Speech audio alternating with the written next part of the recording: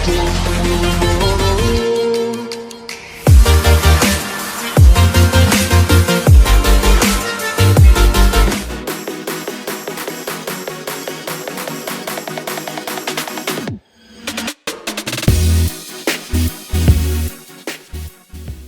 theme for today's panel discussion is social media and privacy issues. With social media apps like WhatsApp coming out openly with their privacy and data selling policies, and that all of our data banks are being sold to the government, big corporations, and advertising agencies to control and manipulate us. I would now like to invite Professor Valli Pillai, Assistant Professor, School of Liberal Studies and Education, to take the session forward from here. Over to you, ma'am. Good afternoon to everyone. The three-day conference on media, culture and society has been initiated by the journalism department of Navrachana University, and it has generated a lot of interest. There has been a lot of panel discussions over these 3 days, and I'm sure we have got a lot of insights into the issues of media. Today's discussion also will enrich us a lot. Today, it is my privilege to introduce the moderator of this session, Dr. Shoaib Mohammed Hanif. Dr. Hanif is an associate professor and head of mass communication at Pondicherry University. He teaches media and mass communication studies there. Earlier, he was assistant professor in the Department of Electronic Media and Communication. He has experience of being sub-editor for New Indian Express and as well as senior sub-editor at The Hindu. He has worked as senior instructional designer and content head in IT firms. I now hand over the session to him. Over to you, Dr. Hanif. Good afternoon to everyone. Good afternoon to Dr. Pillai, and good afternoon to the entire team of Navrachana University. And at the outset, I would like to thank you for giving me this opportunity to moderate this panel, a panel which is of greater importance, and which is in fact assuming importance on a daily basis for that matter. So I think without much ado, I would like to invite the panelists. So there are three panelists with us for this particular panel discussion titled "Social Media and Privacy Issues." Privacy is an interesting concept. Yeah. So we have with us Mr. Bharat Naik. We have with us Dr. Mukherjee Das, and we also have with us Kumar Manish. So all these three panelists would speak about these topics for about 15 minutes or 20 minutes, I suppose. Yes. Yeah. Yes. 15 minutes. 15. Yeah. So they would offer their insights on this topic, privacy, social media and privacy, particularly. And towards the end, we can have open the floor to questions, comments, and suggestions. I hope that there will be a flurry of questions, because it's something that everybody is concerned about and everybody can easily relate to. And so thereafter, I would offer my concluding remarks based on the presentations of the three panelists here. So I don't know if I'm supposed to be inviting the panelists in the order that has been given to me, or so. In the order, sir. In the order. Yeah. So first off, it's Mr. Bharat Naik, and Bharat Naik is the founding editor of the Logical Indian website, and he's doing a wonderful job. I just happened to visit the website, quite a dynamic one, and he's also someone who has undergone training as Google News trainer. So probably. I don't know the kind of training that is undergone, because there are a lot of training modules that Google does offer. So let me now invite Mr. Bharat Naik to offer his thoughts and ideas on privacy in the context of social media, a burgeoning topic for that matter. Yeah, Mr. Bharat Naik, please. Yeah. Thank you, sir. Hello, everyone. This is Bharat Naik. Yes, I have gone through the Google News training. I'm a fact check trainer. means I go to newsrooms across India and take training for digital journalists on how they can use digital medium to like report, and that is how that is related to Google News training. And I also work with the Logical Indian. And so when it comes to social media and privacy, people will talk about the other aspects of it, that phishing and how it like sometimes your privacy is used for targeting ads to you. But when it comes to media, so I come from media background and I am a journalist, so I will talk from that point of view. So right now, if you are on social media, then you are uploading information related to you, right? And right now, the situation is that the data that we are putting on social media, and intentionally or unintentionally, or data that we think that are not important enough, and how we are spending where, for example, if you are scrolling on your phone and for how long you are staring at a post of someone, all these information are used by social media company to target ads to you. Now when they target ads to you, you think that ad is like something like products someone is selling, like someone is selling a broom or someone is selling a laptop, that is being targeted to you. But we don't realize that this what social media is using is also using to target political ads to you, and also political content to you. And that is far more concerning for me than any other thing. For example, right now what social media and our privacy and the autonomy of ours on social media, how it is changing daily, is affecting the way the democracy of ours is functioning, and also how journalists across the world are being threatened. Like the concept is called data mining, where all the information that is on social media that you have put, and the social media companies like Facebook and Twitter are leveraging, they use those data to understand that how what your political behavior is. Accordingly, political parties buy those ads, or accordingly those political ads are targeted to you, and your behavior is changed, right? So, for example, right now the personal data that is there, that can be used to target political ads to you. For example, the Cambridge Analytica happened. Before Cambridge Analytica happened, most of the time, if you ask someone, is privacy a concern to you? Then the people would argue that if you don't have anything to hide, why it is a concern that who is surveilling at you? But now people are slowly, when the kind of monitoring, earlier it was more kind of monitoring the social media, your privacy and all those things were used to monitor you. But now it is being used to regulate your behavior. That is far more concerning than anything else. That people who are on social media, they are not realizing that their behavior is being modified by these social media. So social media companies. Okay, we are not realizing that platforms like Facebook harness the extraordinary power of detailed personal profile to gauge what you are doing there, what you are even thinking, and accordingly they use political content to entice you and to make you stay at the platform more, so that they earn more. So in that process, they are indirectly targeting more kind of same kind of political content that you like. And when you start liking those political contents more, slowly you become an extremist. Means extremist means it is the polarization we are seeing in our society, when someone is supporting a political party or not supporting a political party. Like it seems that the world is divided between two sets of people who support a political party and who don't support. There is no gray area in between, and the polarization is just not a coincidence.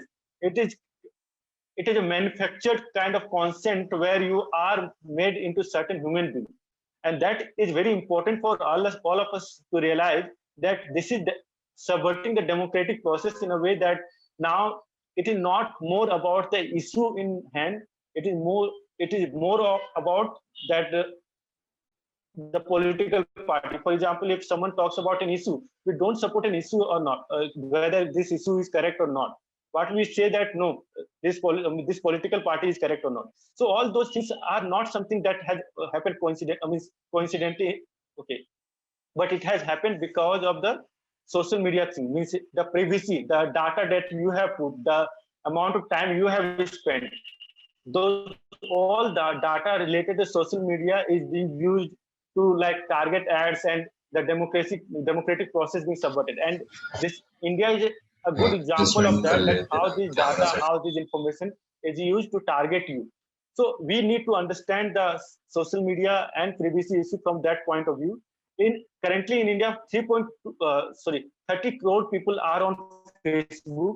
More than 3.48 billion people across the world are using social media in some form or other, and that population is more than enough to, even if certain percentage of that population is targeted and being made to think in a certain direction, that is more than enough to like make one political party win or to bring one political party system into that country.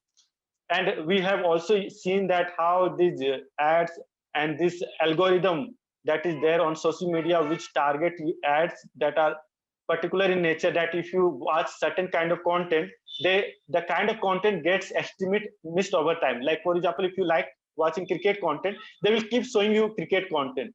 But when you like a political party, and if they keep showing you the things that are favorable to that political party, then you think that that political party is best, and and that is how your own critical thinking power gets decreased, and then you think that the space of argument goes somewhere else. So that is where we need to understand that the social media and privacy issue is concerning about. And at the same time, in the last 7-8 years, what we are seeing that the government was never ready to regulate these platforms or to come up with with laws or regulation which would protect the interest of the consumers of this platform. Government was never ready, but 7 years down the line, we are still not ready. And now almost every one of us are using social media, but the people who are on social media, they are not being made aware that how it is affecting you, whether in positive or negative way. Consider this, that now social media is part of everyone's life, but still in our curriculum, school curriculum, it is not a part that how to use social media. For example, if you go to social media, how to avoid getting the phishing attack that is happening and your account the money is being taken out of attack, how you can protect yourself from that, what kind of information you can share on social media, should you tag your geolocation of you if you are anywhere, should you give chance to the stalker to go to your house, means like if you are constantly uploading photos where your all valuable words are being seen, then the thieves or anyone can target you. Now spyware, malware, where spyware are used, that where fake links are being sent on the social media messenger, and when you click those links, then your account is hacked, or they get access to your account and they start means they can change or regulate, misuse your phone from somewhere else. So all those things are being used, data mining is there, social media profiling is there, all those things are being done. So is anyone talking about that? Is that part of the curriculum, that if a 13, the eligible age for anyone joining Facebook is 13 years old? Is that guy, the person who, the kid who is going to join the Facebook, is he being made aware of the privacy issue, that what to share, what not to share? Like how mature a 13-year-old would be to think that he should not upload a photo of the gold that is in his house if he has seen and it seems exciting, or if he thinks that it will get a lot of likes. Is he thinking before that? So all those things needs to be part of that education process also. And also the government should take initiative to protect the interest of their own citizens when it comes to social media and their own privacy, because there was time when people would say that don't make friends with stranger. Now on social media we are making friends with stranger, and there are a lot of incident of cyber bullying and the data of people being used to blackmail them. All those things are happening. So the my conclusion point is that the regulations should come, one thing, and second thing is that all of this needs to be made part of education process. And now this is the university of yours is media industry, so it the journalists who are working, who are going, the future journalists, they need to be made aware of what kind of tool they can use to protect themselves. It is not just that private players are affecting things or political parties, even the government is targeting people. Like the journalists in India have been arrested for their social media post and all. So all those things, and how, and biggest the software that came that hacked a lot of activist account, and their WhatsApp and their conversation was hacked, and it became a big controversy. Though in India there was no action, but there, did anyone talk about that, how the journalists could have protected themselves, like how they could have protected their own data and how they could have saved themselves from those attacks? Software was used to, journalists needs to be made aware of. For example, I have been using Facebook, WhatsApp for a really long time for conversation.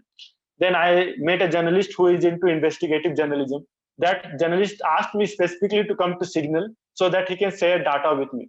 Now, the email conversation I go through, there are software which allows you to have email conversation in encrypted form, so that any of the information that you are sharing, that does not get leaked to anywhere. So all those things are the journalist or the future journalist being made aware of, that how you can protect yourself from the government attack if the government is surveilling on you.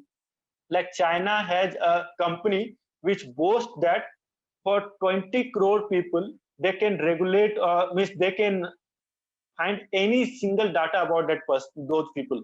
Like they are monitoring them 24 hours, like 24 into 7 hours. That is the situation. And this software that China is creating, that is being bought by the government across the world to surveil on their own citizen. So we need to question this, and the law regulation is one part, and also the training of journalists to protect themselves is also one part. So all these are from social media and privacy things. So yeah, that is what the point I would like to make.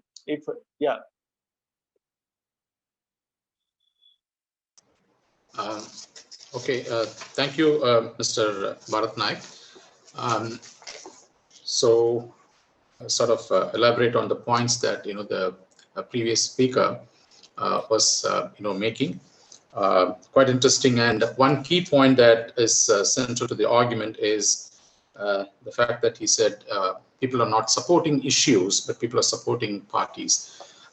And I'm an academician, so probably I worked with the industry, but then it's been a long while, and so I'm more an academician who engages with the theoretical approaches concerning privacy and other topics for that matter.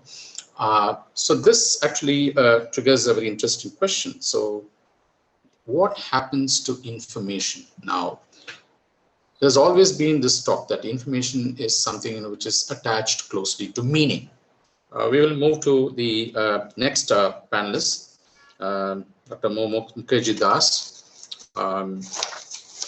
She has been teaching media and communication for a pretty long time, more than a decade. And she's also has written a lot of research articles, which one can check in Google Scholar. And she's on the advisory board of the Peace Gong, a UNICEF-supported program on media literacy. And she's also an associate member of PRS. So I now invite Dr.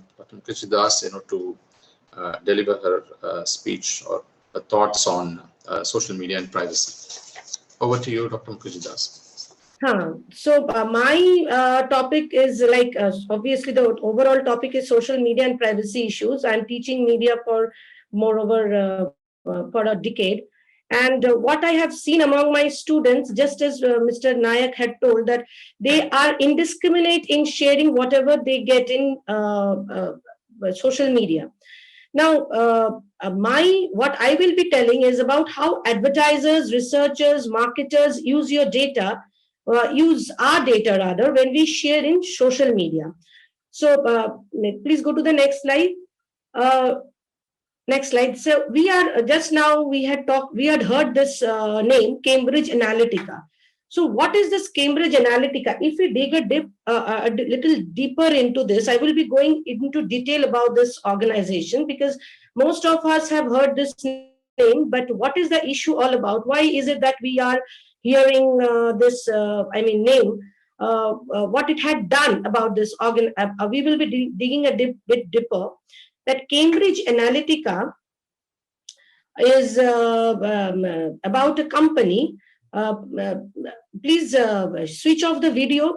Switch on the video. Switch on the video. Cambridge Analytica is an organization in in America, and it is an organization where it gathers data, where it gathers data and it tries to influence the behavior of the people. Now, it shares data with the various organizations. It shares data with the various political parties. It shares data with the advertisers, which shares data with the marketers. What it does actually, it gathers huge consumer data and combine that with the behavioral science. It tries to combine it with the behavioral science and then target the marketing organizations. It collects this data from a huge range of sources, like from Facebook, from basically it is from the social media platforms it does.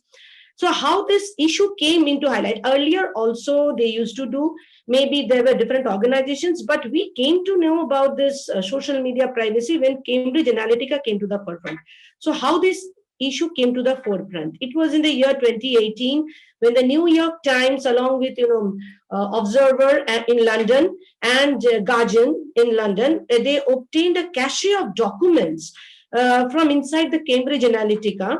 And this data firm was principally owned by a company, by a person called Robert Merker. We will come to how the whole thing had played out. And Robert Merker was a right-wing person, and this person had collected documents from various sources, from Facebook and from various others, and had collaborated with Stephen Bannon, who was a board member and who was also a very sympathizer with the Trump presidency. And then they harvested 50 million Facebook users, and without their permission. This was the most important. Why they did it? They did it to predict and to influence the voter behavior. How did they collect this information? They did not collect this information directly they did it without any authorization, without taking any permission. Most important, they did it through an app. The app was basically a psychometric game. It was a game that was users were told to play, and when they logged in the app, when they started playing the app, it is through their data that they had collected the data, and from there to other Facebook profiles. So you can see that how the whole network of this whole Cambridge Analytica had played out. I will give you a diagrammatic representation. Can you please again go to the slides? I will give you a diagrammatic representation about how the whole thing had played out. Can you please go to the presentation slides? Yes, ma'am, we're doing that. Next slide you show. Go to the next slide. Next slide. Look at this slide. Look at this slide. The Kogan, Cambridge University, Kogan was a person and his colleagues at Cambridge University. They researched how to deduce personality and political leanings from Facebook profiles. They learned this. And after this, they collaborated, the St. Petersburg University and the Russian government, both of them collaborated.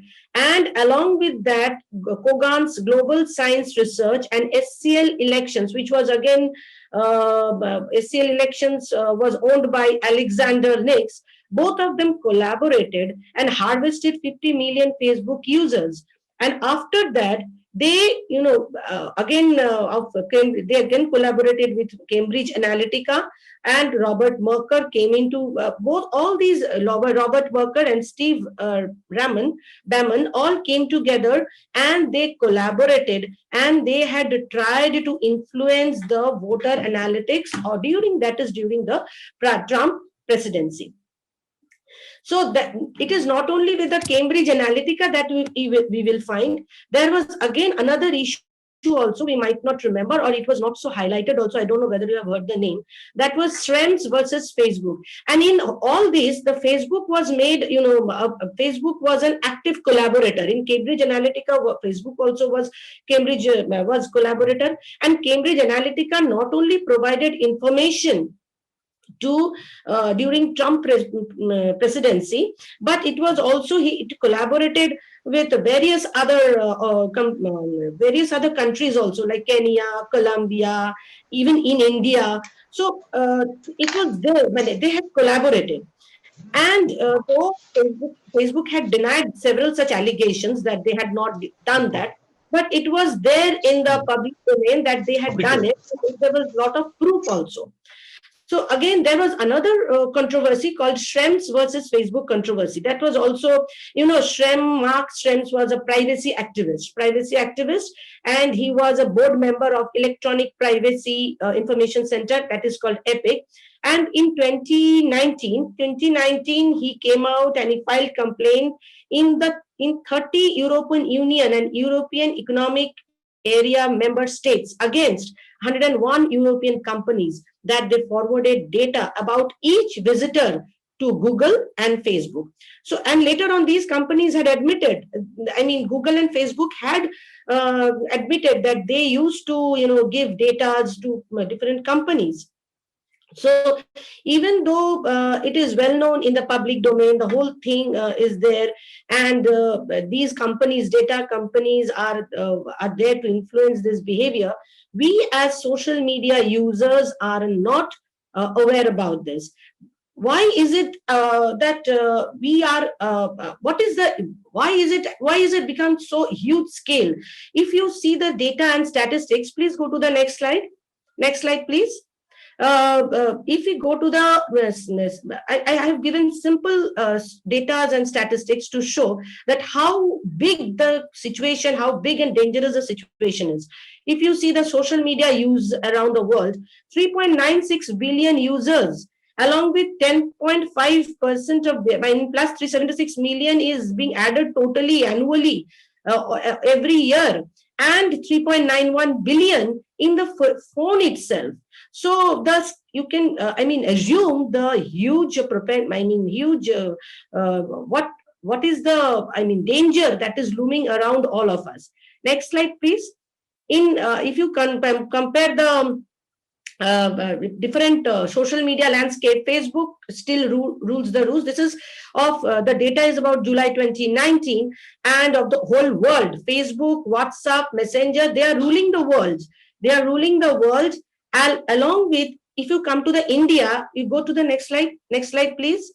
In India, you will see that you can see that YouTube and Facebook, WhatsApp, Instagram, they are ruling the roost. This is again the data of January 2019, and these data itself shows that how large big problem is. Now with social media, you see there were just as Mr. Nayak, my co-panelist, was saying, that manufacturing consent.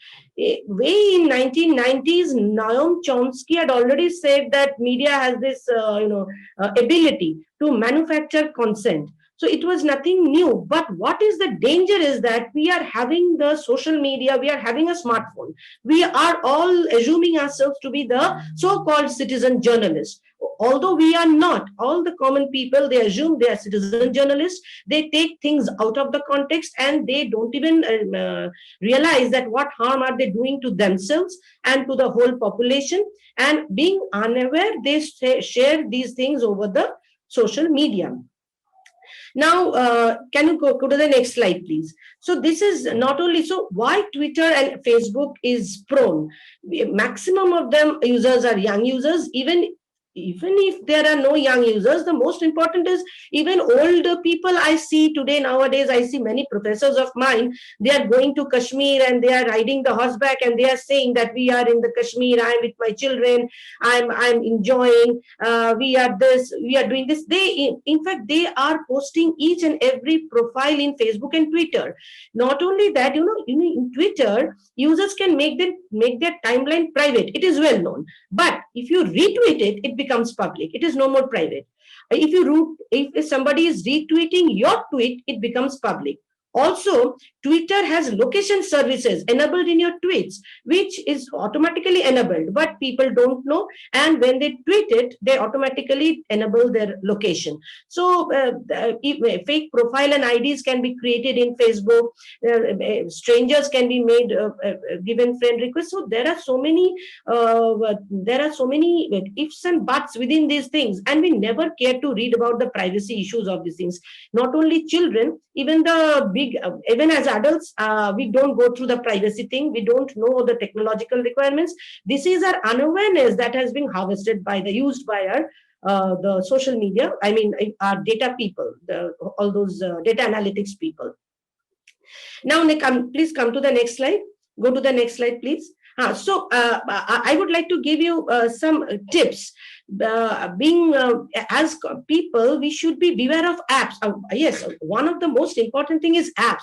It is not only Facebook and Twitter or Instagram or for that purpose. It is about even the apps. When playing games in apps or when doing anything, you will see they say whether this particular app is allowed to take your picture, take your profile, and we go on just to play the game. We go on clicking the allow button. But what happens while doing that? We are sharing our privacy settings.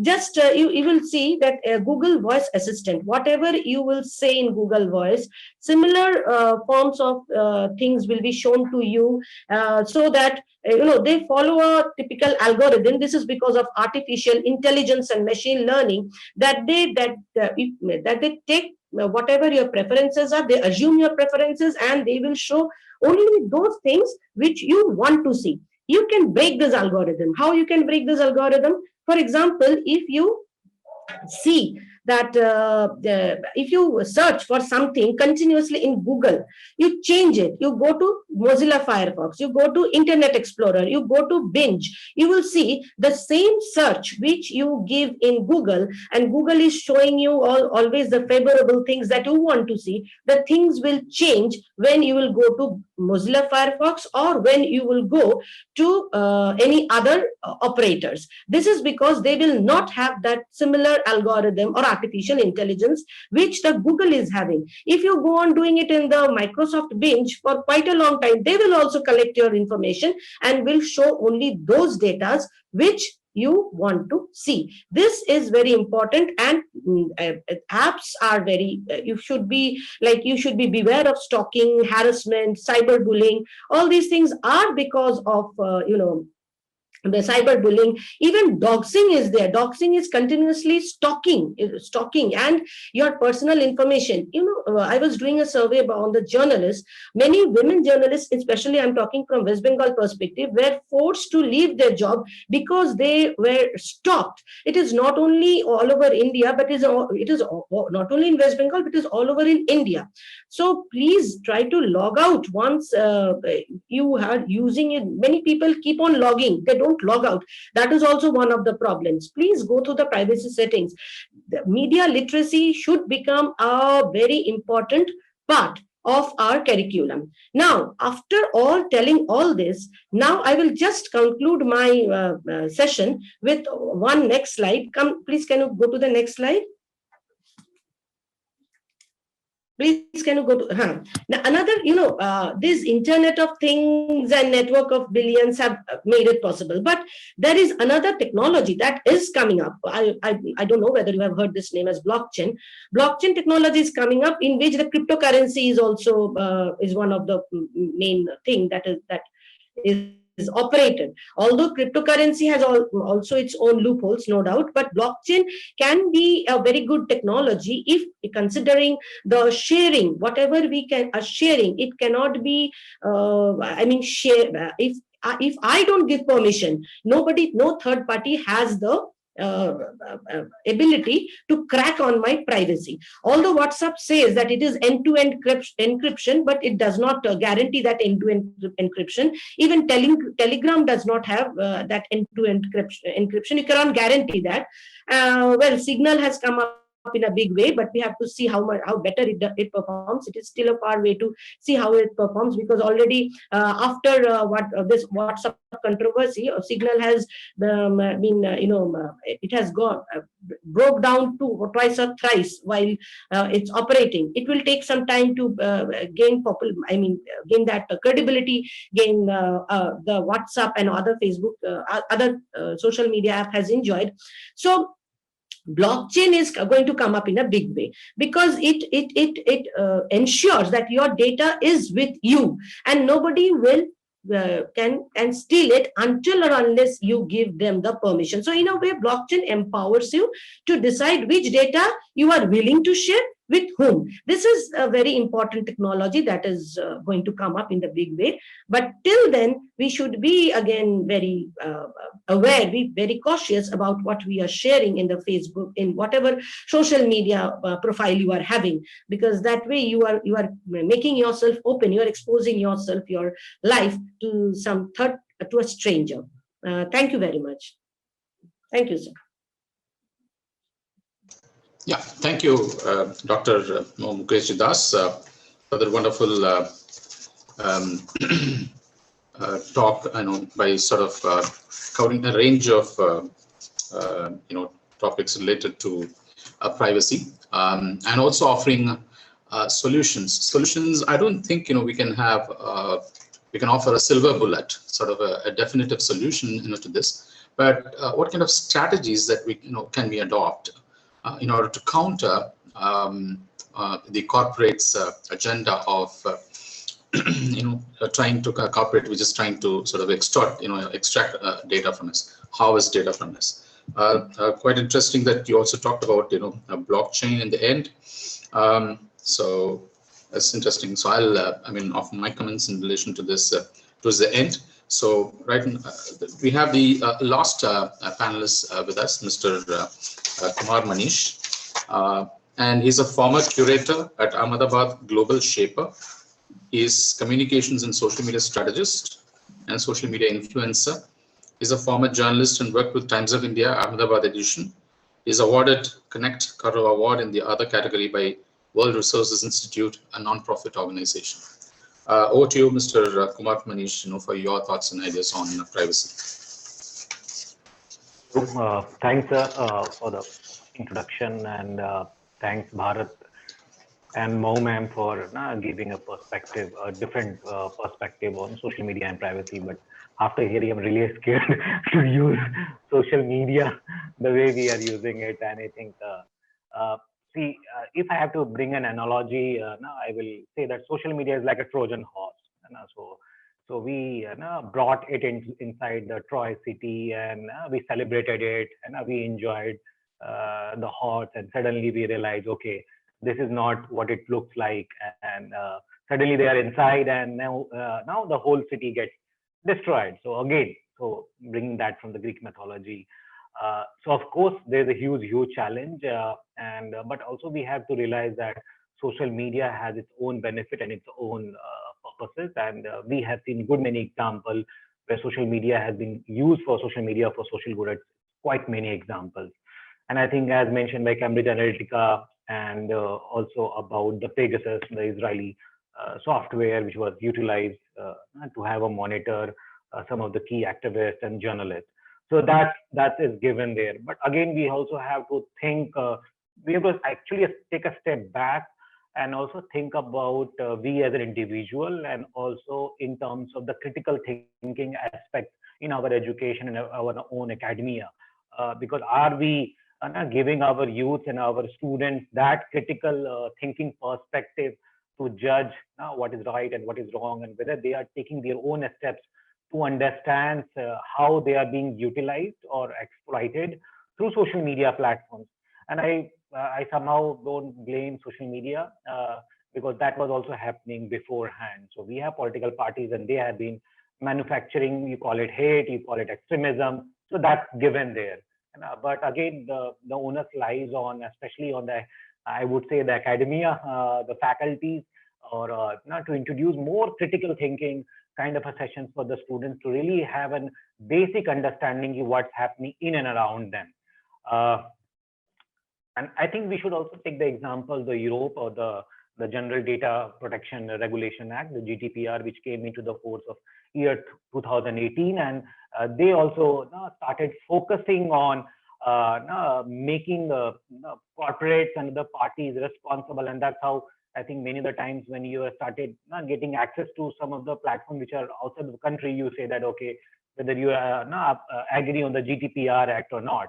So again, I think Bharat can also talk more about the regulation part and the law part, because we don't, at present, we have such kind of a infrastructure. We have laws, but that's again been more misused in terms of controlling the dissent and other point of view, rather than really helping the citizens to have a safe environment. So right now, what we need to discuss more is how we can bring trust on the online platform. So unfortunately, there's a lot many incidents which has happened recent in past, that the trust is very much eroding on social media platforms, and how and what needs to be done at a very urgent pace to bring that trust back on these platforms.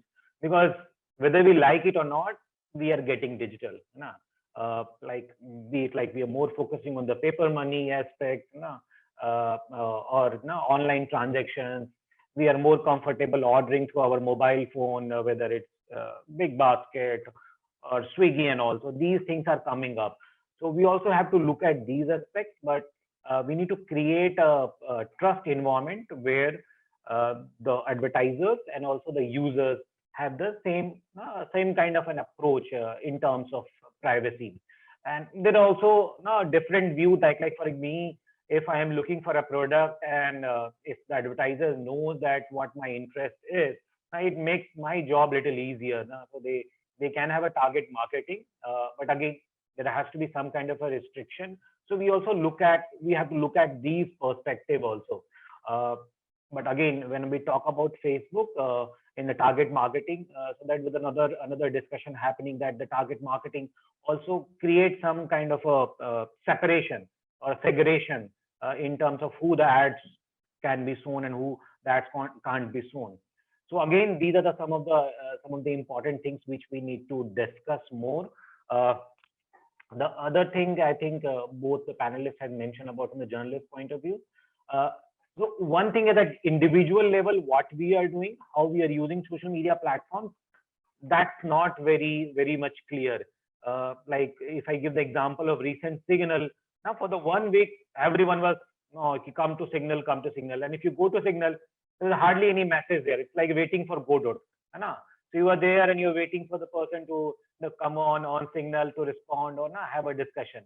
So that transition will take some time, but we also need to know the fact that the founder of the WhatsApp, who sold it to Facebook, later went and funded the Signal.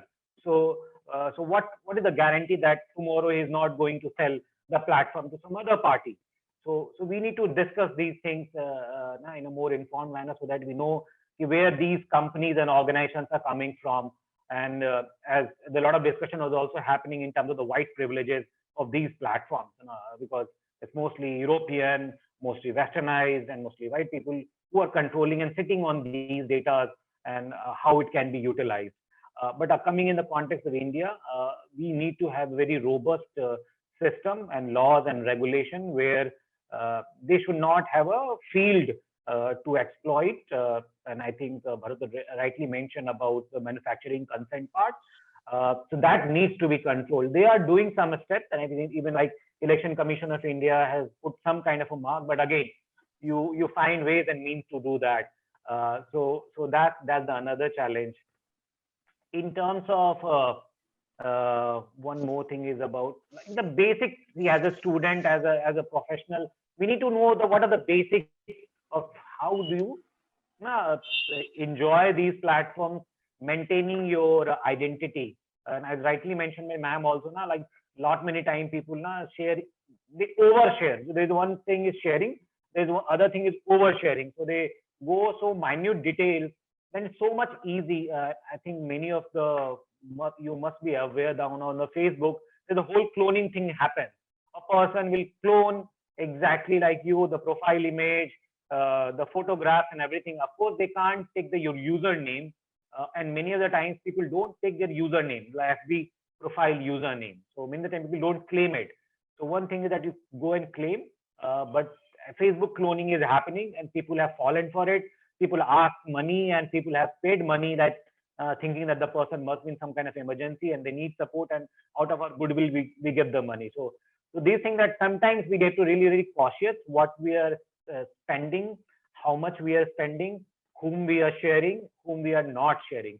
So these things need to be looked at, and I think many of the times we also have this tendency to not go and look at the security features available with us. So again, journalists, they will have their own set of privacy and guidelines, but like as a common user, we can also look at the two-way authentication, like you have mobile, you have email ID, and then many of the times we don't activate that. If you can do that, that will, so maybe you need to start more using the security features at advanced settings. We don't go and tend to do that. So can we look at the existing platforms? And I think mention about the geolocation. Again, geolocation is a very tricky thing, and there are companies who, of course, map each and every activity. I don't know how many of you have seen your Google activity. So maybe after the session, you might go and check your Google activity, and they will tell you exactly which home you went, how many time you spent there, and which are the places you were stopped.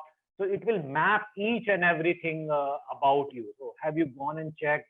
And so these things are really very challenging and very scary when you go more deep into it.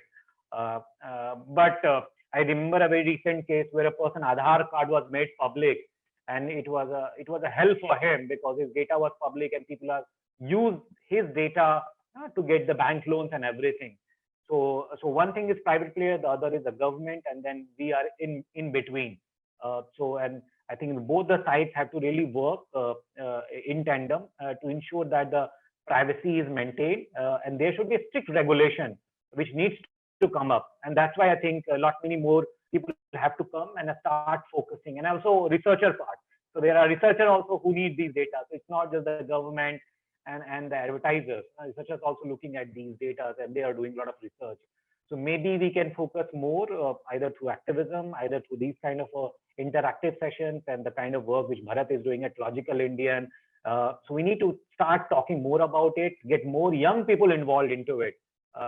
And I don't know about others, but like for example, in Ahmedabad, I recently have a conversation with some senior government police official, and they will say that the majority of the cases which they are witnessing is about like Instagram impersonation and posting lewd pictures of a person on Instagram profiles, and that's a huge problem. And also trolling. So trolling is very rampant on Twitter, that if a person is not very comfortable with your idea or very extreme views, they can they troll you like anything. And again, doxing is another huge challenge.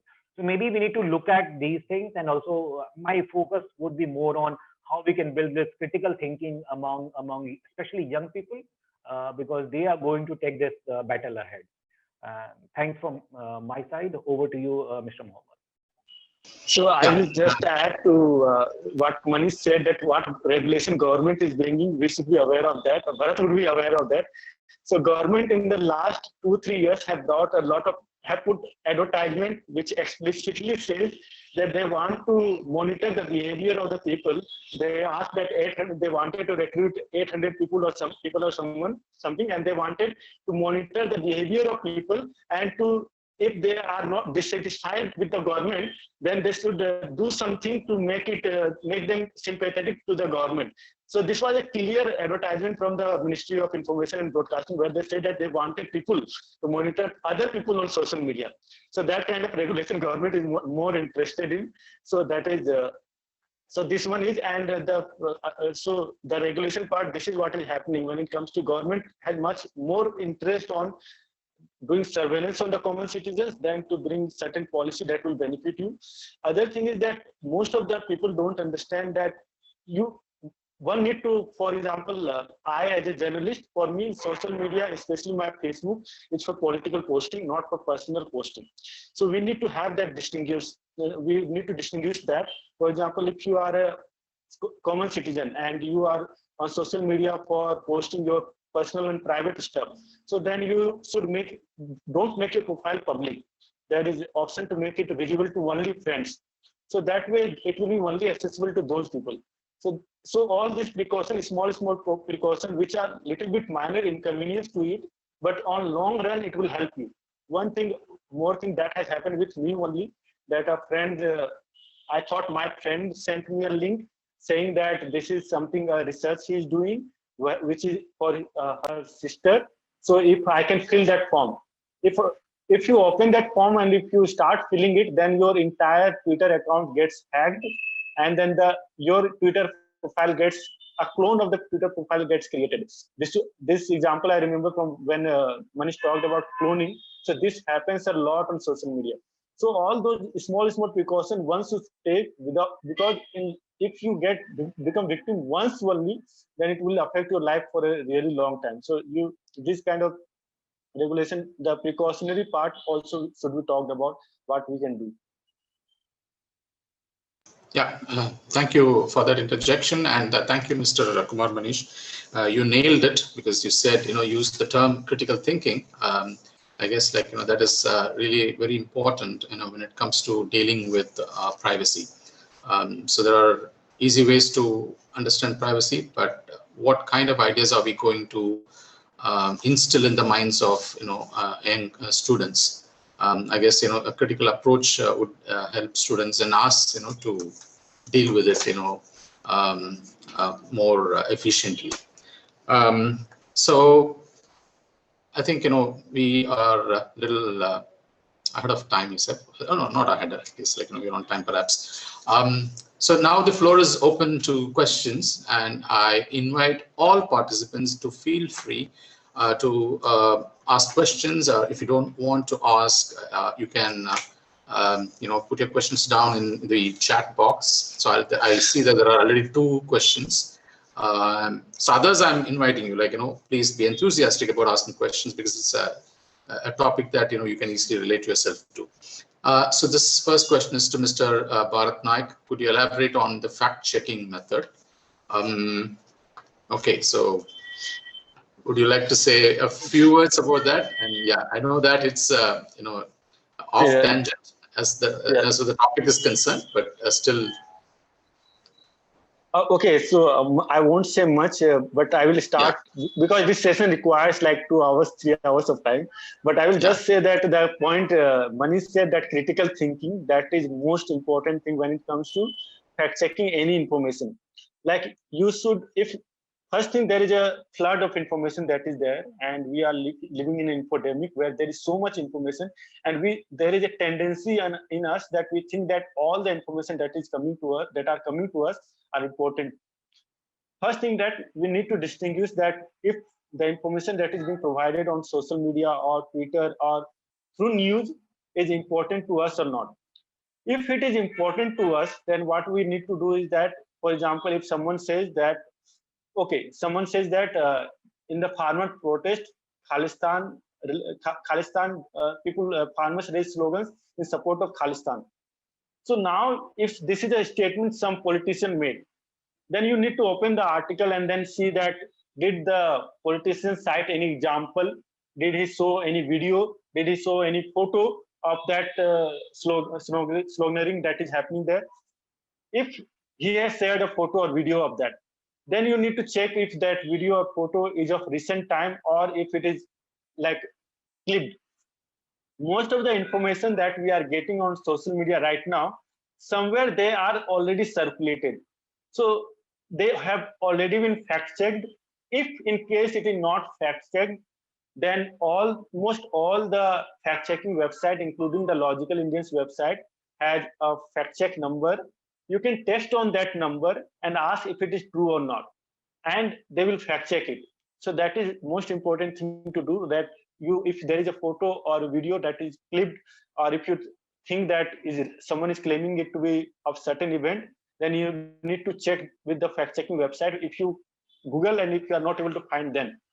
Now, one thing is that, for example, right now you will see that on WhatsApp, a lot of messages related to child kidnapping rumors are again surfacing, and this is important. Consider that in the last few months or a year, we have not heard about much lynching incident. Palghar was one which became really talking point at that time. After that, there have been few instances, but not in that regular basis. And we have also been not getting child kidnapping rumors related videos. But in the past 1 week on the Logical Indian WhatsApp fact check number, we are getting a lot of messages related to the same. But these videos that are being sent to us, they have already been fact checked. So if you are getting certain video or something, then use the keyword. For example, if someone has sent you a text saying that that 500 child kidnappers have entered Gujarat who are in organ harvesting. So you search child kidnappers Gujarat organ harvesting on Google. You'll find links related to that or old videos that were circulated. If it is old, then you will already get to know that no, this is not a recent event. So these are basic checks you can do, the keyword search and all. Because right now I see that most of the fake news that are being circulated, they have already been viral in past, and they are again being resurfaced to brainwash people into something. So critical thinking is important. First thing, understand that if it is important for you. If it is important, then check on the news website if it has been covered. If any video or clip or photo has been cited, check if it is true or not, or if it has been manipulated, or if it is old. Check those things and finally conclude the event that okay, this is something. But there is another kind of fake news that is being circulated, which is like misleading in a way to drive a narrative, like Sushant Singh Rajput one. It was so much gossip that it was difficult to fact check. Like if someone is saying that the what we are seeing on the neck is something different than when it is hanging related, then and there are different cases related to hanging, you can't fact check that information. And that is why the Sushant Singh Rajput thing was for 3 months. For 3 months we all talked about it, because even after fact checking and all, but there were so many rumors and so many half-baked information that were coming, so we were not able to conclude what is like completely true or what is completely not. And there are authentic voices who came out and said something that are not evidence based, and we believe that. So there are gossip and there are fake news, completely fake news, which are difficult to distinguish right now. And that trend is I have been seeing that because the fact checking website have got really active.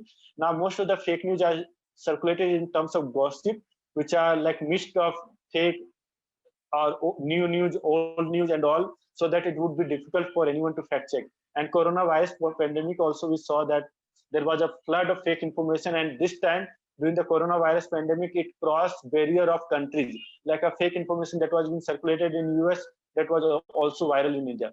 So we need to like increase our critical thinking power, and we need to work on that skill more, because the people who are involved in circulating fake news and propaganda, they are getting more sophisticated with time. So these are few of the tips I could share on that. Yeah. If I can add. Yes. Please go ahead. Please go ahead. So I would say that now there's another C called common sense. So sometimes we require a lot on social media, and sometimes we don't focus much on the common sense part, especially in the terms of fake news. Like for example, I can give even basic like Google reverse image search. That's a very handy tool which can be utilized. And if you really get some kind of a photograph which you are not sure, you can do Google reverse image search, and it will give you some kind of reflection where the image was used initially. So that's very basic. The other thing is like now WhatsApp has also come up with your forwarded many times. So whenever someone shares me this news something on WhatsApp and it says the forwarded many times, 99% I know that okay, this is going to be something fake only. So again, we have to take a step back, because all these fake news platform and also now they are pretty smart people who are doing this. I don't think that they are dumb. They are pretty smart. They know why they are doing it, and they are also using our own emotional values.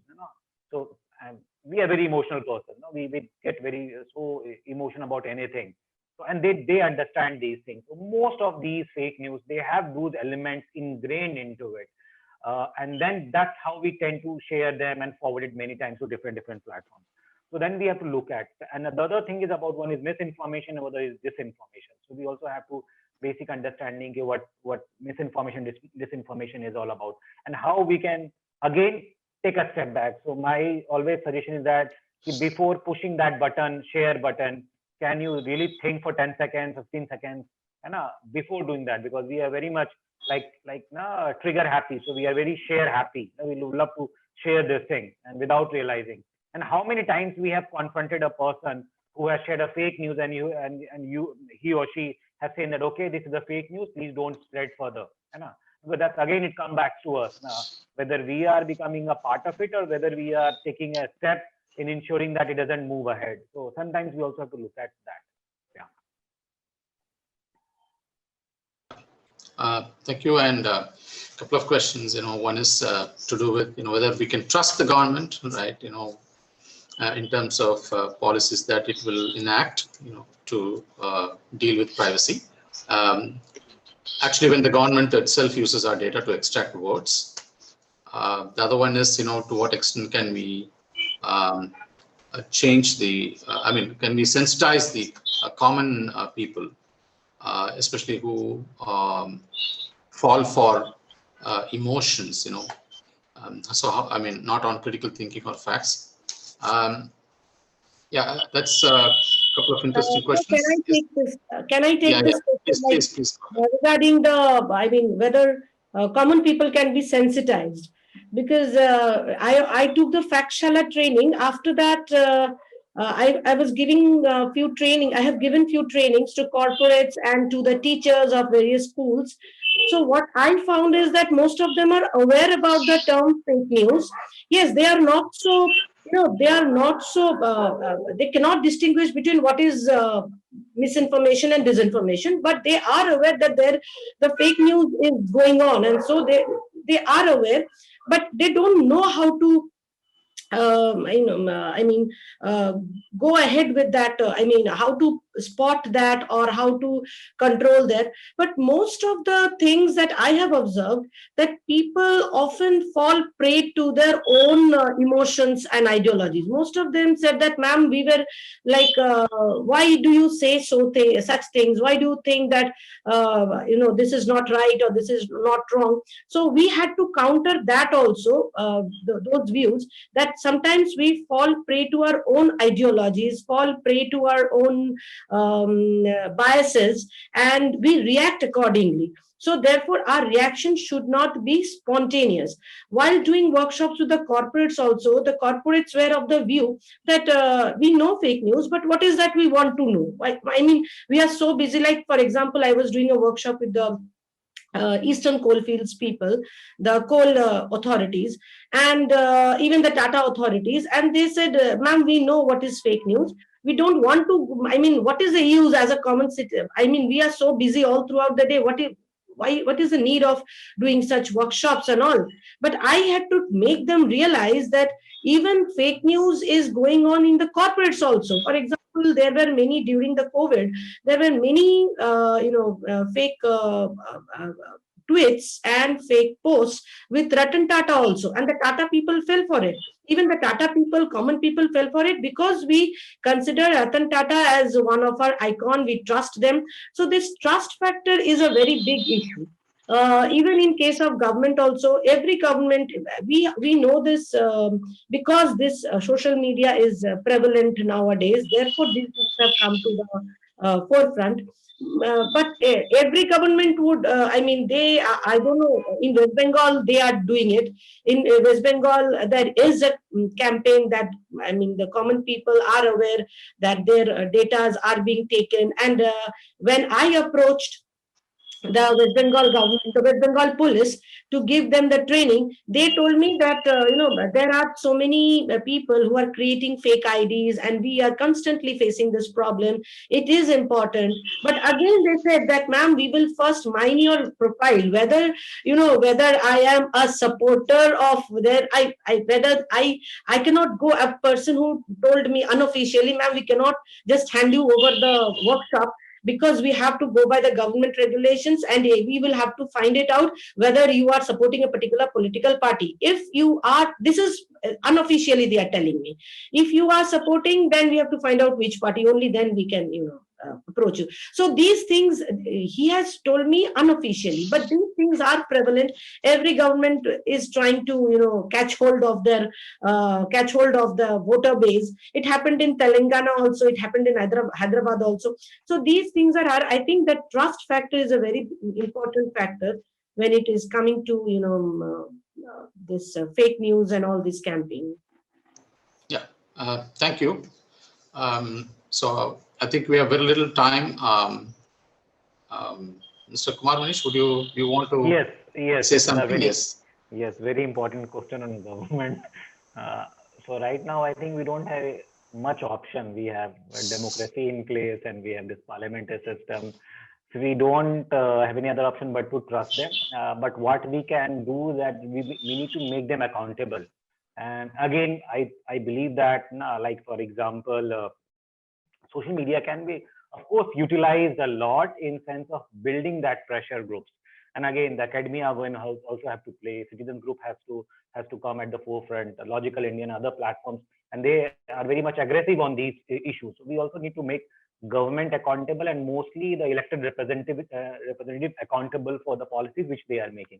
And many of the times, either we are too busy or we have too many other works to do, but even some policy comes up, it's very difficult for us to bring our time and really study the whole draft and form our opinion and share that the feedback. But I think in the present context, there are platforms who are really working hard on making this policies a robust one, and also they are coming with good kind of a feedback mechanism where they are collecting from the citizens. So I think as a student, it's very important that you use these platforms more responsibly, make the government or elected representatives accountable, and they should know that what you are asking for, especially in the context of digital privacy. Because again, this is going to be a huge challenge, already a huge challenge, and which we are witnessing.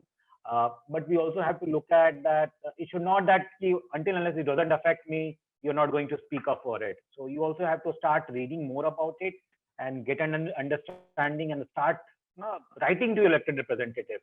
I think the last, maybe Bharat remember during the Facebook, the one feature which they came up, and then there was a huge uproar that platform like Media Nama and all, Logical Indian, and they basically wrote to the ministries and they have to draw it back. So we have to look at these examples and keep the pressure on in terms of creating a safe environment, especially for the online engagement. And I think Bharat rightly mentioned about the age group of like 13-year-old child is on Facebook, Instagram, also on Twitter. So how they are consuming it and what kind of things which they are able to see, and how their data can be also misused.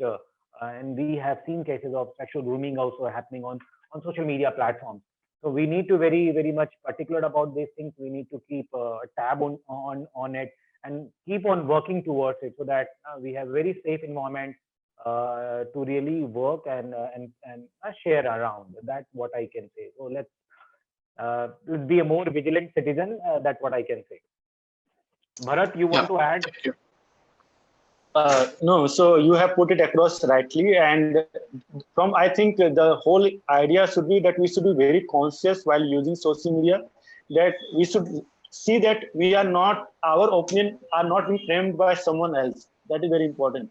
Then only we can be critical to the government. If we have been brainwashed into thinking something, then it will be very difficult. So it is very important that we start from the point that we see that no one is manufacturing our opinion. We are framing opinion on our own. That is very important. And like issue based, like I remember that just in 2014, like Facebook came up with the program called Free Basic, and the countries where free basics have came like Myanmar, we have seen riots, like lakhs, I think thousands of people have been killed in those riots because of free basic. And that same thing was supposed to come to India, but in India we united together and we said that no, we don't want free basic. Like millions of people signed a petition and all, and they sent it to the TRI and said that we don't want free basics. and it was taken, means it did not come to our country, and we got protected by, means we saved ourselves. So we need to be very selfish and ask that if it is going to work for us or not. Also, there was a regulation against net neutrality that was coming to our country. If it would have come, then the internet would have got really costly for us, right? But we fought against it, and the net neutrality did not come. There was one time when government came up with the data. I'm talking about 2014 to 2016 period, when government came up with a regulation where they said that we need to upload our WhatsApp conversation to a data or somewhere, and then we fought against it and we outraged against it, and it was taken back. Like FRDI bill that government came up with, where they said that means the bank, the amount of the security of our money in bank was going to be reduced from that time if the bill would have got passed. We outraged against it and government took it back.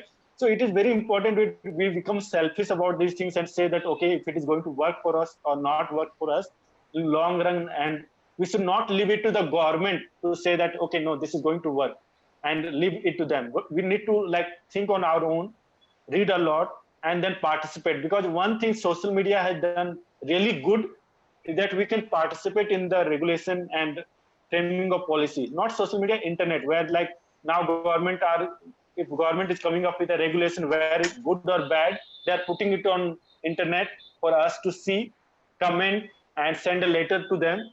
And there are different platforms who get active during that time, and they tell you that whether this bill is good or not, and they ask you to like send letter to the ministry and everywhere. And these things make change. Means these things affect the government when a lot of people put their opinion. Like recently, a judgment court said that there is not much interest on Covishield, knowing how effective Covishield is. So we are not going to release the data related to it. Then an RTI activist, Saurabh Das, has started a petition where he's saying that let's show interest and so that we want to know what were the result of the trial 2 and trial 1 of the vaccine. So that way, it is very important that we participate. Kumar Manish has put it very like, he put it in small, he put it very concisely that we need to participate in the entire process so that government becomes accountable to it. All the people will like one single government which is favorable to every one of us. We need to analyze information on our own and then comment on these things. So and participate in the entire democratic process. Yeah. Okay, thank you. So again, no more questions. So let me summarize, what the three panelists presented. In fact, it's a pleasure to have you as panelists, and you have thrown pointers, to various dimensions, facades of privacy and how this can be handled.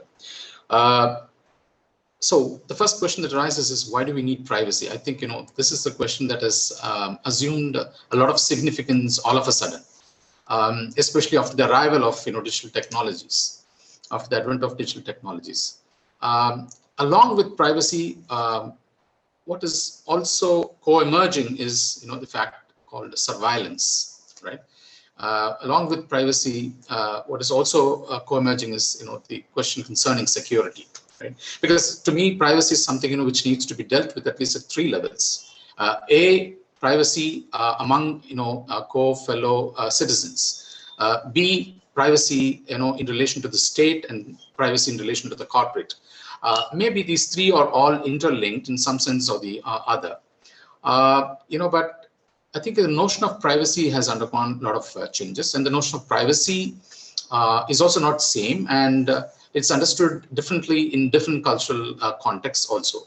One of the reasons why European region seems to be having a robust policy system as opposed to the US, is because the European Union thinks that it is the state's responsibility to protect the privacy, right, of citizens. So this is a slightly philosophical approach also. So the state thinks it is its responsibility.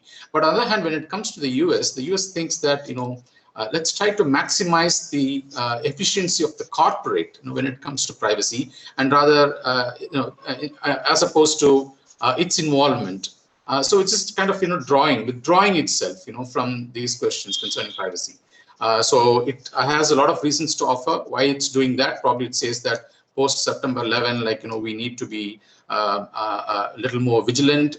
So this is again another question which brings to my mind. It's because one of you said that we need to be more vigilant. But this vigilance is actually pitted against the vigilance that the state and the corporate are stepping up in the context of security. So I'm interested to even cite the fact that the notion of privacy is different in Danish Scandinavian region, and the notion of privacy is different when it comes to the US again. So I'm trying to look at how privacy is sort of conceptualized. So in a Scandinavian region, privacy is more about intimate relations, not about private individual privacy. It's more of a collective privacy. It's about the intimacy of people who are in close relationships to them.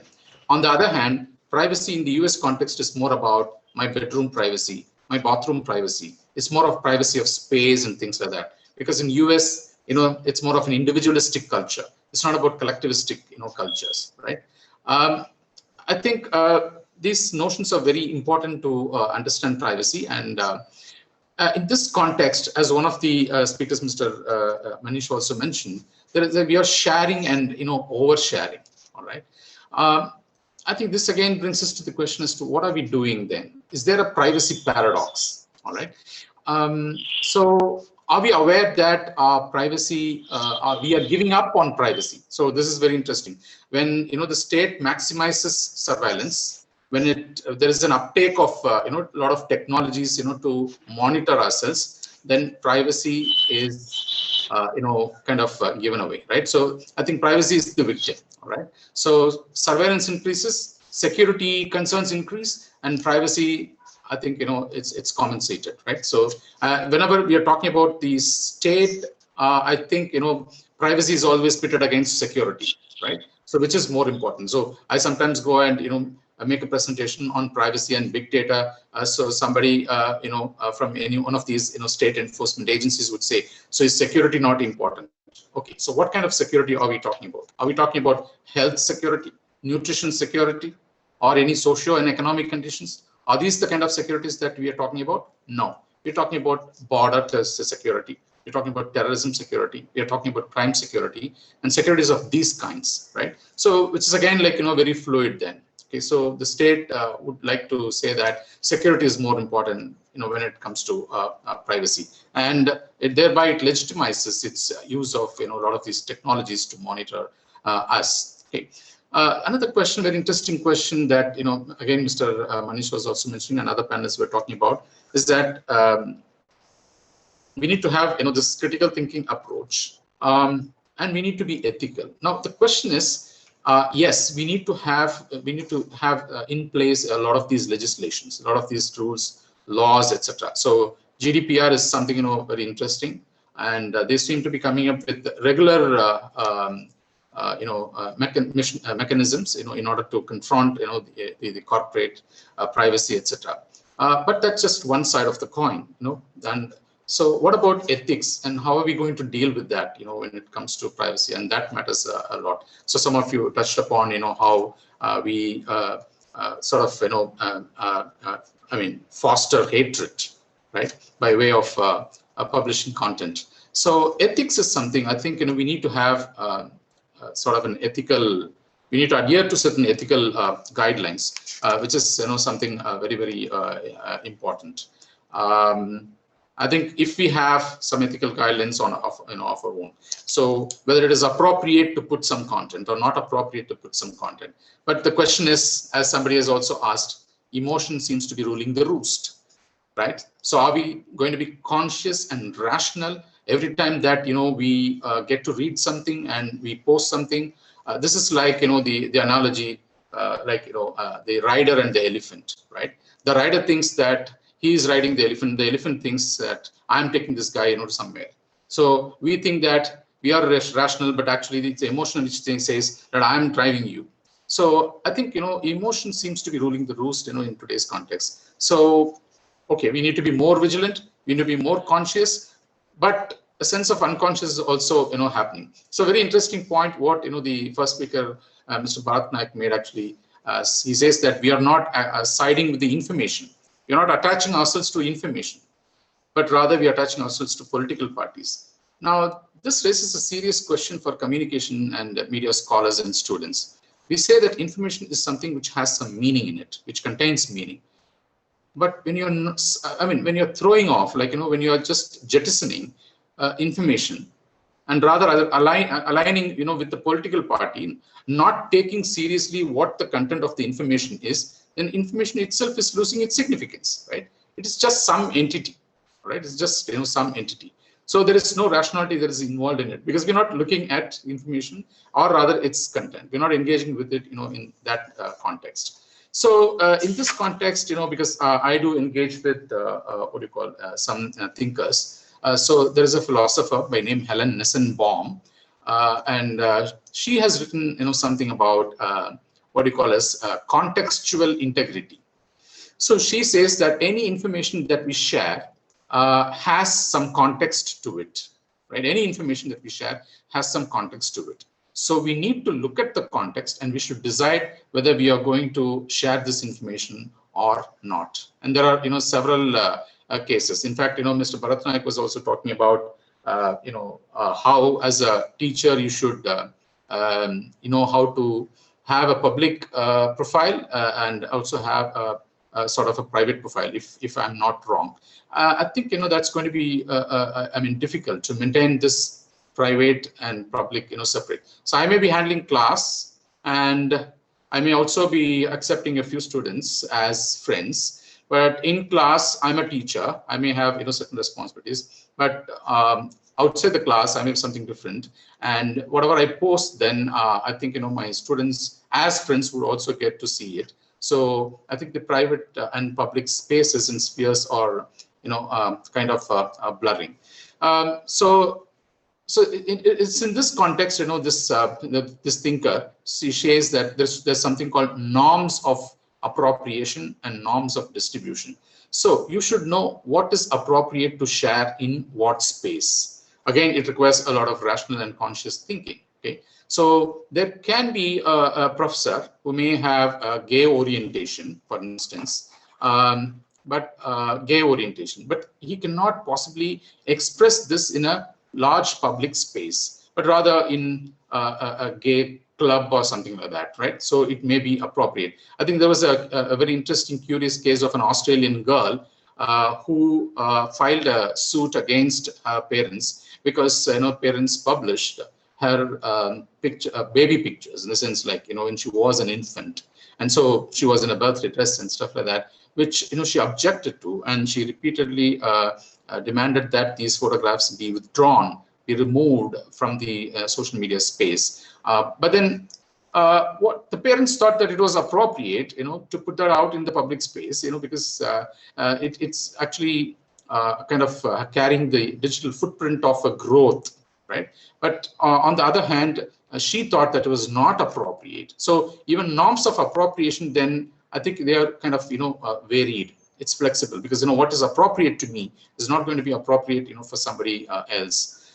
So, and then she says norms of distribution, which is like, who do you share this information with, and is that okay? Are you trusting this person that this other person with whom you're sharing it with will not send this message or information to somebody else, right? Now that's what we're seeing. Like, we actually trusted WhatsApp, thinking that it would keep our information with itself, but it's saying, like, all of a sudden we're going to share this data with Facebook, etc. So I think it's a very dynamic concept when it comes to this. On the other hand, I recently read a book called Privacy is Power. Privacy is Power by Carissa, I guess the name. It's a very interesting book, and where she talks about how the corporate is actually milking money out of our privacy, right? So as one of you said, like, there's a privacy paradox. On the one hand, even if I'm aware that, okay, some kind of data is being taken away, on the other hand, we are so very interested in projecting ourselves on the social media space. So you want to overshare, as Mr. Kumar said, so this is oversharing. which is like kind of a fetishism. Now this is, we are caught between the two. No, we should not actually. So how are we going to manage, right? So it is in this context, then these are the contexts I think, even regulating bodies actually should look at, right? So even if I'm going to put up a lot of information, what kind of regulations, would be, would be there that would say, for instance, let's all say that, because, they should not publish information without my consent. Or are we going to say that we will put our information on the shelf like any other good, right? Which is like, you should take my consent and it has value, it has a price tag. So I don't know if, it has to be price tagged in, that context. So it's a big challenge. It's going to be a big challenge, when it comes to regulating, this one, privacy and all of, this thing. And, there is a technical self, right?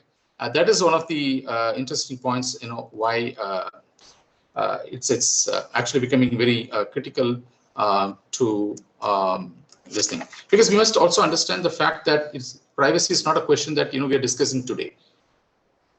During Nazis' time, right?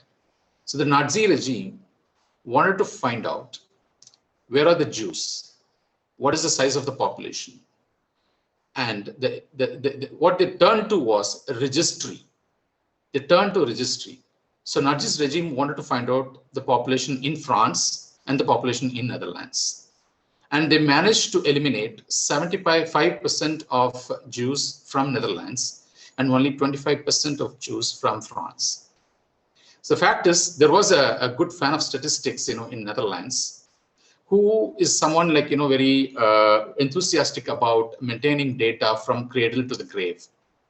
And he managed to collect, all information about, the Jews and their presence, and it was easy for Nazi regime, to eliminate.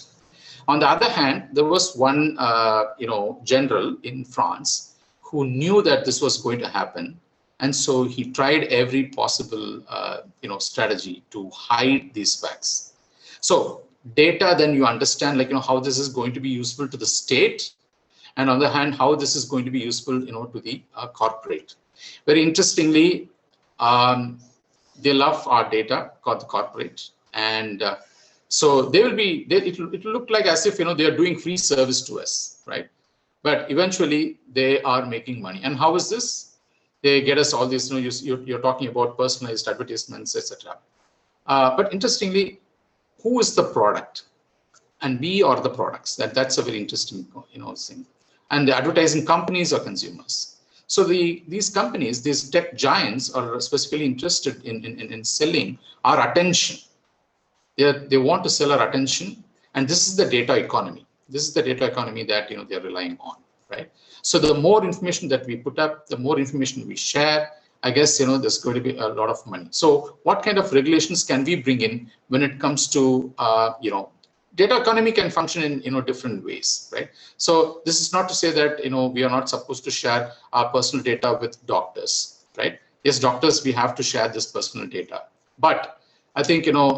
Mukherjee was talking about Robert Mercer, Andrew Breitbart. These are plutocrats, right? Who have invested a lot of money in digital business, right? And who also have connections to, for instance, Cambridge Analytica, right? It's basically a strategy company.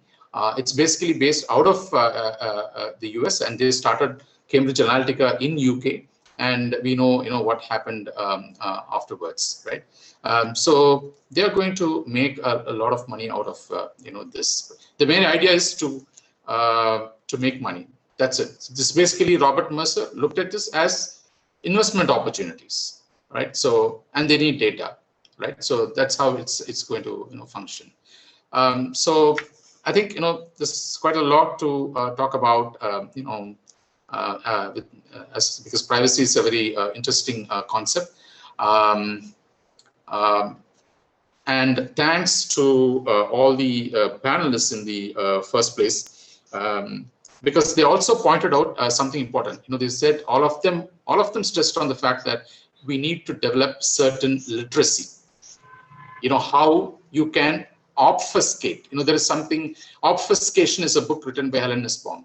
She says, let's learn how to obfuscate, algorithm. So Dr. Mukherjee Das and everybody pointed out, you should kind of confuse algorithms, right? They should never know, what you're, but it's a very challenging thing. I don't know how it's going to be possible. I read an article where this writer has a user ID password, has, user credentials for using Netflix, and he leaves for some place and he shares the password, user ID password with his sisters. And when he comes back, he gets a different list because he is someone who is interested in horror films. And when he comes back, he gets a list of all mushy films, sentimental films, right? And he decides, okay, so let me try. So he was watching, some films someday, and so kind of trying to confuse. And so there are a lot of these measures which we can adopt, but one needs to be very conscious because the number of technologies that you have outside is not just that's countable. It's huge. So to what extent can we succeed in it? And some of you also pointed out to use different search engines, right? And there are some emails accounts which would allow you to see source. You can see the source, which will give you a lot of these details, right? I think we need a lot of these details, and that kind of literacy is important. Maybe as Mr. Kumar Manish and others pointed out, we need to integrate that into the curriculum for us to become more literate in terms of what you call as computational literacy, in order to understand how these systems are functioning, so that what is happening in the back end. So cryptocurrency, I would like to touch upon that as well. Blockchain, that is something which subverts the existing top to bottom model, because it's about peer-to-peer, right? When you're talking about cryptocurrency, it's about peer-to-peer.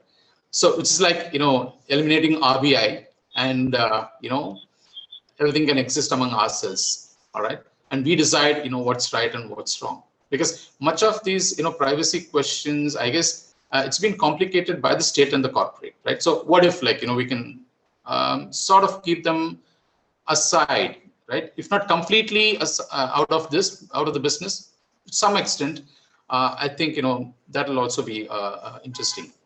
But the world is in the hands of the corporate, and the state is also in connivance with the corporate. And yes, they need data. So how are we going to counter that? So I will leave that with this open question, and I'd like to thank the three panelists. I did learn quite a lot of stuff from them, and I also would like to thank all the participants. So in an afternoon, on a Sunday afternoon, must be very difficult, right? But still, you did participate, and I hope you took away something very, very valuable. And also, I guess students would take away a lot of interesting information from here. And I would like to thank the university, Navrachana University, Robi, and other faculty members and students, organizing team, for giving me this opportunity. And it's wonderful. Thanks a lot. Thank you. Thank you for organizing this important debate. Means the debate is overall important, and especially for young kids, and especially the students who are coming and now going to join the journalistic business. Yeah. Thank you. Thanks. Thank you so much. We also learned a lot. I also learned a lot from you. Yes. Thank you, sir. Thank you, Professor. I think. Thank you. Yeah, nice. Thank you. Bye. Thank you, sir. Thank you. Bye. Bye, everyone.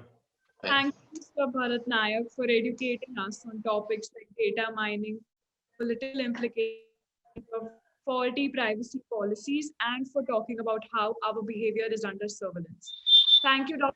Mukherjee Das, for taking us through the case studies of Cambridge Analytica and Shem versus Facebook, and providing us with ways to be more safe on the internet. Thank you, Mr. Kumar Manish, for bringing in the positives of controlled data mining by advertisers and making our lives easy. And we'll surely check out our Google activity after this session. Thank you so much, Dr. M. Shoaib Mohammad Hanif, for this insightful session. And once again, a sincere gratitude to the panelists for your participation in this discussion. Thank you so much, Walli ma'am, for your time.